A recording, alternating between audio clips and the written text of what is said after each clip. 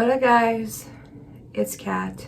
This is probably one of my first updates on a true crime video that I've done, and it is the Bianca Devins case. When I first put a video out, it was right after it happened and all of the facts were smushed together. Things that weren't true were mashed in there, so my apologies for that.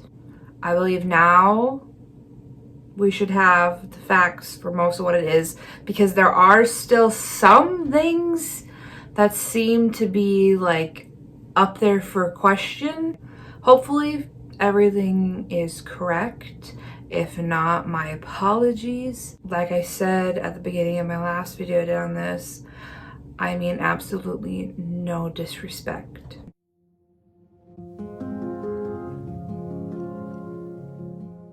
Bianca was 17, living with her parents in Utica, New York. Bianca struggled with mental health and she wanted to go into psychology so she could help others. She had been a micro influencer on Instagram. I know that a lot of the news reports made it seem like she was this huge influencer on Instagram, but she had 3,000 followers before she had passed. Bianca had found a group of like-minded people online and sort of absorbed herself into this group. Bianca then met Brandon Clark. Bianca's mother wanted to meet her new friend, and when she did, she said Brandon was polite and overall seemed normal, as people like this usually do. Brandon lived 50 minutes from Bianca and originally found her through Instagram, and then they started talking on Discord. After talking for a bit, Brandon and Bianca had hit it off, so eventually they met in person. Brandon started hanging out a lot more often, and it seemed that he wanted more than friendship, but Bianca did not seem to want that. She was just living her life and having fun, which is understandable. She was 17. On July 13th, Brandon and Bianca went to a concert together. They drove down to a club called Trans Picos. According to Bianca's mom, Bianca had told her that she wanted to meet another friend while she was out there at the concert. Bianca's mom was okay with this because Brandon was going to be with and he could protect her. This is how much her mother and her family trusted Brandon. Brandon and Bianca arrived at the concert around 7. And they met up with Alex, who was also from Discord. It seems that Bianca was meeting Alex under romantic intentions and didn't tell Brandon that. At some point, Alex and Bianca kissed, which obviously Brandon was super duper happy about. Apparently, Brandon didn't see the kiss, but found out about it on their ride home, which he proceeded to get upset and jealous.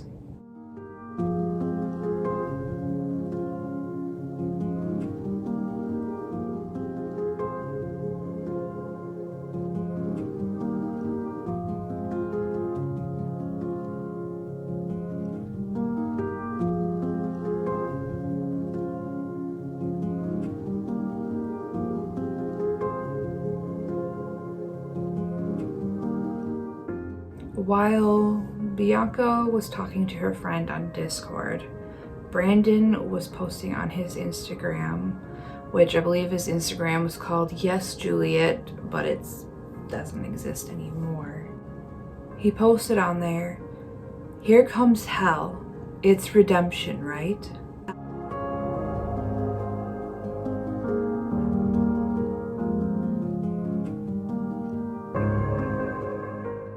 Hours later, he changed his bio.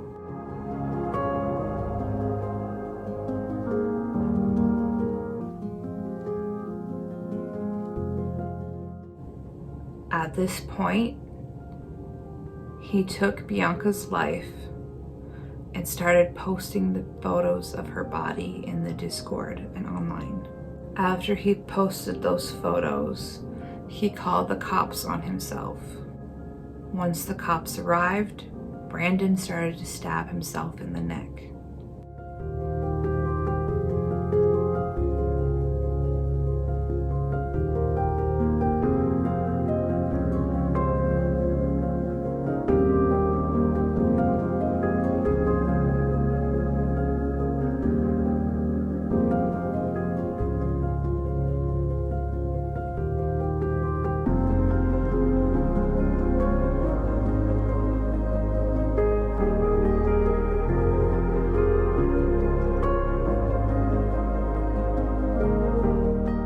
Brandon survived and was arrested. He was charged with second-degree murder. And second-degree murder means that the murder wasn't planned, it just sort of happened. But a lot of people disagree that this was planned. He might not have known when he was going to do it because A, he kept a butcher knife on him. B, when Brandon was 12, his father had taken his mother hostage for 10 hours at knife point, threatening to kill himself. If you didn't notice, that was similar enough to the events of what happened to probably not be a coincidence. And in my opinion, this had been planned. He might not have known when he was going to do it, but I think he started to get more and more frustrated by her not reciprocating his feelings, and he just did it. And it's so sad. It's sad when anything like this happens to anybody at any point in time. But to see this young 17-year-old who had plans for what she wanted to do in the future, and she wanted to help other people, and it was just taken away. Just like that. Gone. It breaks my heart. It really does. It's so disappointing.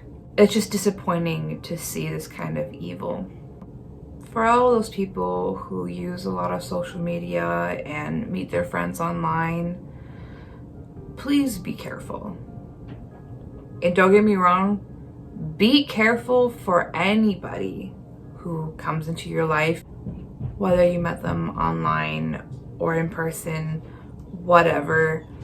However you meet people, however you have friends, please be careful, because you honestly never know.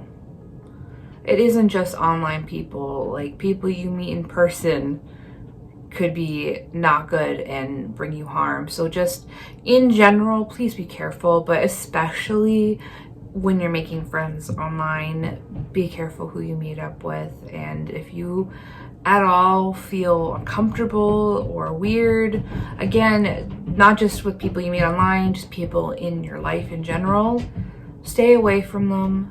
It's better safe than sorry. Don't feel like you're gonna hurt somebody's feelings by cutting them off and not wanting to hang out with them. Protect yourself. Don't worry about somebody's feelers. You come first. And my condolences for Bianca's family and loved ones.